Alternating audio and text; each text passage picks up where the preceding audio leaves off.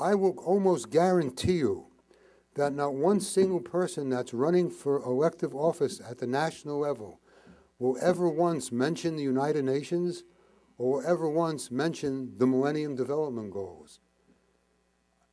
President Clinton and President Bush have committed our country to supporting those goals. If our country doesn't make those goals happen, they won't happen. We are the wealthiest country on earth. It means maybe reducing that $1 trillion defense war budget by, say, 10%, and that would free up a few $100 billion every year that will solve most of the problems that the UN is trying to address through the Millennium Development Goals. And yet it's not being addressed. The candidates won't address it because they don't see that as an important issue. And the way to change that is to change it at the grassroots level. It's to change it down below. If they knew that there were thousands, millions of young people in our country who want to change those goals, you would begin to hear a different story. And that means becoming active, becoming involved. Those goals are not political.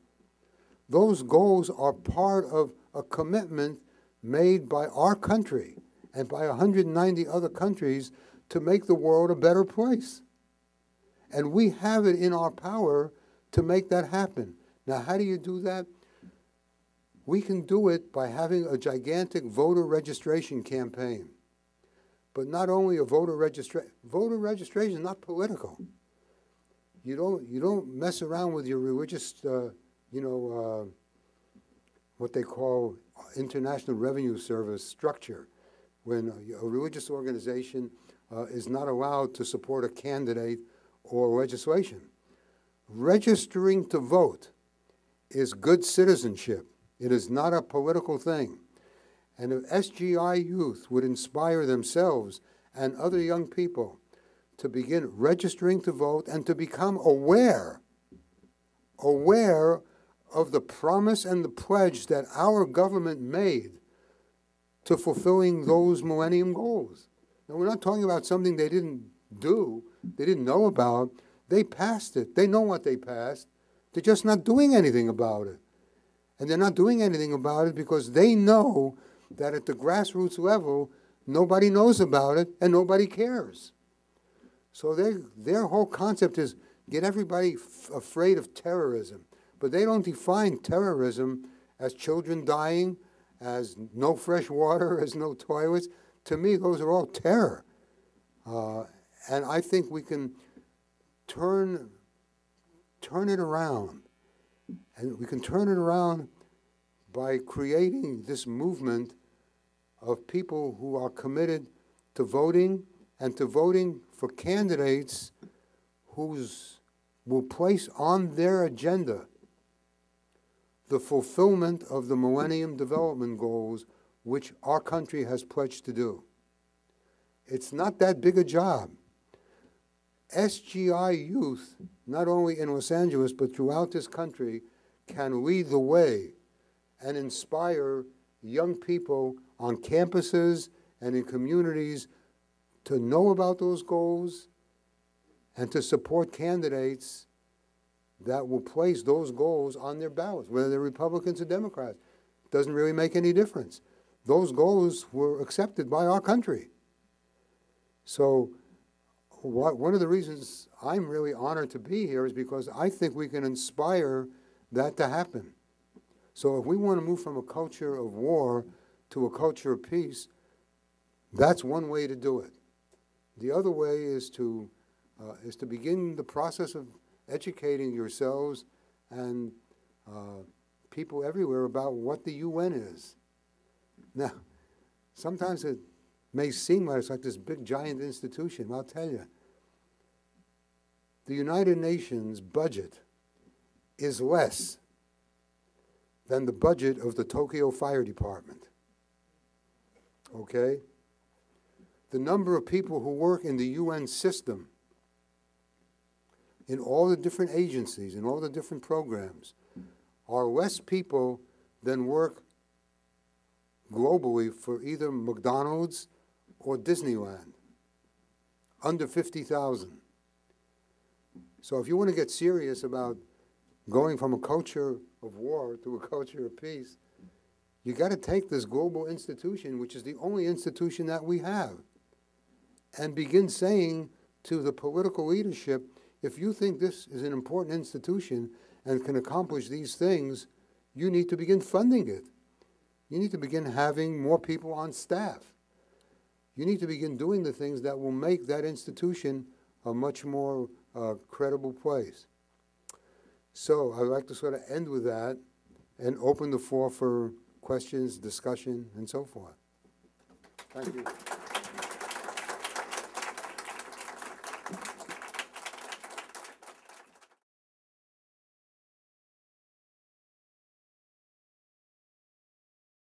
If you want to find out more about the UN, about the United Nations, you go Google UN.org. UN.org has 100 websites for every agency and every program that the UN is involved with in 6 languages. 6 official languages of the UN are English, Spanish, Russian, Chinese, Arabic, and French. And so when you Google it, you can sort of choose your language, and then you find out everything the UN is doing all over the world. Another way is you can go to unfoundation.org. And through unfoundation.org, you can subscribe free of charge on that website to getting a daily report about what the UN is doing everywhere in the world. That was funded by Ted Turner, who donated $1 billion to the UN. Now, so one of the things the UN does is peacekeeping. But the peacekeepers that have to go, there have been over hundreds of peacekeepers who have been actually killed in the process of trying to keep the peace on behalf of all of us. Very few people know about that. But they have to be paid a salary. And those peacekeepers come from different countries, usually less developed countries, where the people from those countries, soldiers, men and women, are looking, you know, to serve the UN and also earn a living doing it. So the money that is owed to the UN by this country, which now is approaching somewhere about $1 billion, is actually owed to those other countries for the services of their young people who do peacekeeping. So even though it looks like the money is owed to the UN, it is owed to the UN in a sense because it's UN peacekeepers that the money is owed to. So somebody has to pay their salary. So the UN pays their salary, and then the UN goes to all the other nation states and says, okay, now we've paid the salaries of all these peacekeepers, thousands of them. And then the UN has to go back to the individual countries and say to those individual countries, now you have to give us the money because we've paid this money to these peacekeepers. And the United States hasn't paid the bill. Our SGI president, Daisaku Ikeda, he's always inspiring the youth to read. And I was wondering if there were any books that you read or that you could recommend to young people to really get us motivated about this movement. Every year, President Ikeda puts out a program.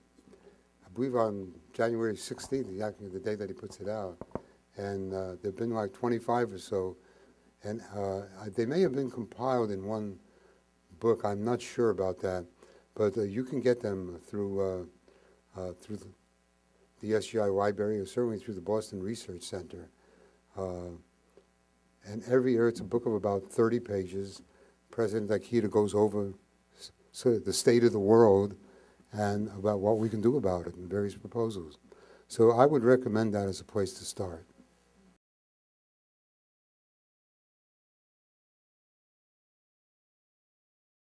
Something that's really wrong if in the school system there's no teaching about what the UN is, internationally, what the various covenants and declarations that are part of the legal system of international law are.